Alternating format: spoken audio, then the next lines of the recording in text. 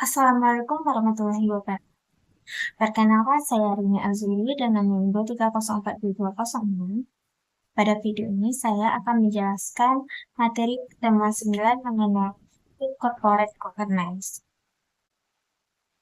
Mufidah dan Purnamasari pada 2018 mengemukakan bahwa Good Corporate Governance pada intinya diartikan sebagai suatu sistem yang terdiri dari input, proses, dan output, serta seperangkat peraturan yang mengatur hubungan di antara pihak-pihak pemangku kepentingan perusahaan agar tujuan perusahaan dapat terwujud. The Indonesian Institute for Corporate Governance mendefinisikan Good Corporate Governance sebagai suatu proses yang terstruktur yang digunakan untuk menjalankan perusahaan yang tujuan utamanya adalah untuk meningkatkan nilai bagi pemegang saham dalam jangka panjang dan tetap memperhatikan para pemangku kepentingan atau stakeholder lainnya. Selain itu, good corporate governance dapat diartikan dari dua sudut pandang yang berbeda, yaitu dalam artian sempit dan dalam artian luas. Good corporate governance dalam artian sempit didefinisikan sebagai kesetaraan hubungan antara perusahaan dengan pemegang saham. Sedangkan good corporate governance dalam artian luas didefinisikan tidak hanya hubungan pemilik perusahaan dengan pemegang saham, namun juga hubungan perusahaan dengan stakeholder lainnya seperti karyawan, pemasok, pelanggan, dan lain sebagainya. Good corporate governance dapat disimpulkan sebagai sistem yang mengelola dan mengendalikan perusahaan untuk menciptakan nilai tambah bagi pihak-pihak yang berkepentingan dengan perusahaan. Ada 5 manfaat yang diperoleh perusahaan dengan menerapkan Good Corporate Governance ini. Di antaranya yang pertama, Good Corporate Governance dapat mendorong pemanfaatan sumber daya perusahaan yang lebih efektif dan efisien. Yang kedua, membantu perusahaan dalam menarik para investor melalui kepercayaan yang dibangun oleh pihak perusahaan dengan investor dan kreditor. Yang ketiga, membantu pengelolaan perusahaan dalam menjamin bahwa perusahaan taat pada peraturan, hukum, dan ketentuan-ketentuan lainnya. Yang keempat, membantu manajemen perusahaan dalam pemantauan penggunaan aset perusahaan. Yang terakhir, yaitu mengurangi adanya praktik korupsi yang dilakukan oleh pihak perusahaan.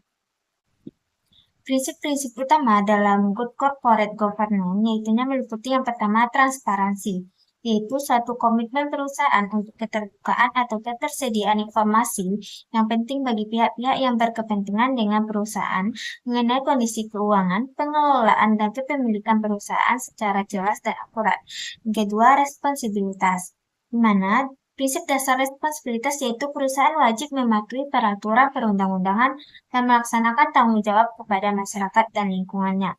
Yang ketiga, akuntabilitas. Di sini, perusahaan dituntut untuk mempertanggungjawabkan kinerjanya secara wajar dan transparan. Oleh karena itu, perusahaan harus dikelola dengan tepat, terukur, dan sesuai dengan kepentingan perusahaan maupun kepentingan stakeholder. Yang kelima adalah prinsip independensi. Prinsip ini, pada penerapan Good Corporate Governance dalam perusahaan, diharapkan pada masing-masing perusahaan melaksanakan tugasnya dengan fungsi sesuai dengan peraturan perundang-undangan, sehingga mengurangi lempar tanggung jawab antar satu dengan yang lainnya. Prinsip yang kelima yaitu kewajaran. Perusahaan harus memperhatikan kepentingan pemegang saham serta pemangku kepentingan lainnya berdasarkan asas kesetaraan dan kewajaran yang memberikan unsur keadilan yang dapat menjamin setiap keputusan atau kebijakan yang diambil oleh manajemen dapat memenuhi kepentingan seluruh pihak yang berhubungan dengan perusahaan. Lalu, apa sih yang melatar belakangi munculnya Good Corporate Governance ini?